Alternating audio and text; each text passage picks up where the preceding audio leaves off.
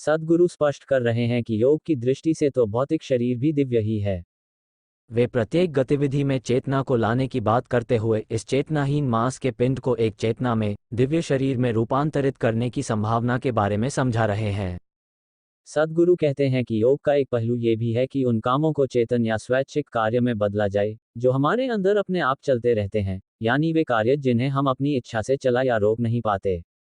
आपका सांस लेना छोड़ना, हृदय धड़कना, लिवर का काम करना आदि, ये सब अनैच्छिक अथवा स्वतः चलने वाले कार्य हैं।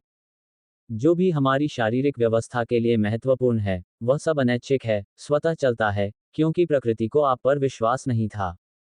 अगर आपके महत्वपूर्ण शारीरिक अंग आपकी इच्छा के अनुसार काम करते, तो आप उनके कुछ पागलपन कर सकते थे।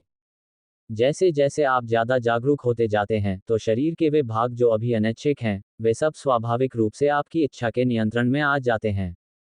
क्या आपने ऐसे लोगों को देखा है जो आदत से मजबूर होकर की जाने वाली मानसिक गतिविधि की अवस्था में होते हैं?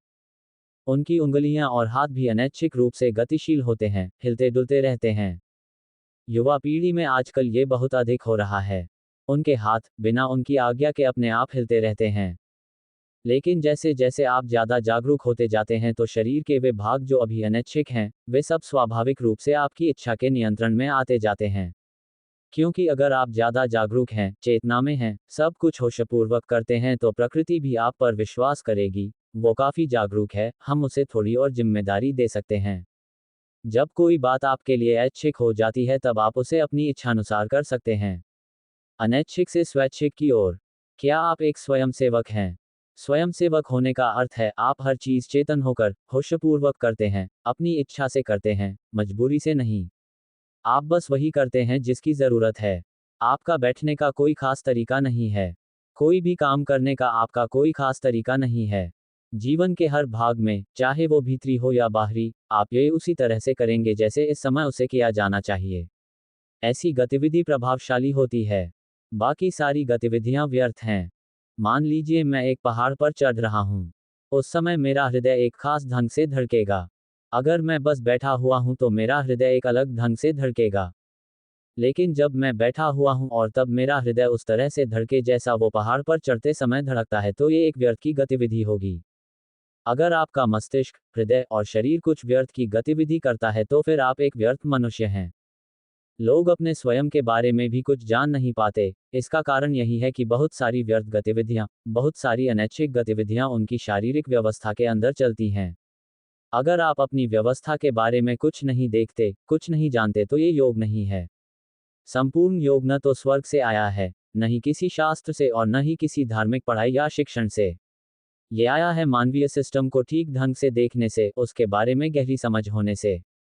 अंगों के राजा।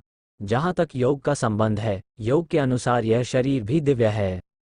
शिव के बारे में एक बात यह भी है कि वे अंगराज हैं। अंगराज का अर्थ है अंगों के राजा। आप शायद अंगमर्दन करते हों, जो अपने शरीर के अंगों पर नियंत्रण पाने की प्रक्रिया है। शिव अंगों के राजा हैं क्योंकि उनका अपने सभी अंगों पर पूर्ण नियंत्रण है, और इसीलिए उनका संपूर्ण शरीर ही दिव्य हो गया है। अगर आपकी शारीरिक व्यवस्था, जो कि अचेतनता से सचेतनता की ओर जा रहा है, 100% चेतन हो जाए, जागरूक हो जाए, तो आपका शरीर दिव्य हो जाएगा। अगर भौतिक शरीर भी पूरी तरह सचेतन बन जाए, तो ये दिव्य शरीर होगा। यही वो बात है जिसके कारण हम शिव को अंगराज कहते हैं। ये अंग मांस के एक चेतनाहीन पिंड के रूप में भी हो सकते हैं, अथवा ये इतने चेतन, इतने जागरूक हो सकते हैं कि संपूर्ण शरीर ही दिव्य हो जाता है। ये वैसा ही है जैसे कि मांस के एक पिंड को एक देवता के रूप में रूपांतरित कर दिया जाए। ये वही विज्ञान है जिसके द्वारा देवता बनाए जाते हैं। एक विशेष यंत्र अथवा आकार बनाकर और उसमें एक विशेष प्रकार की ऊर्जा डालकर किसी पत्थर को भी एक दिव्य शक्ति बनाया जा सकता है। अगर एक पत्थर को एक दैविक शक्ति बनाया जा सकता है, तो जीवित मांस के पुतले को एक दैविक शक्ति क्यों नहीं बनाया जा सकता? ये अवश्य ही किया जा सकता है। पूरी वीडियो देखने के लिए धन्यवाद।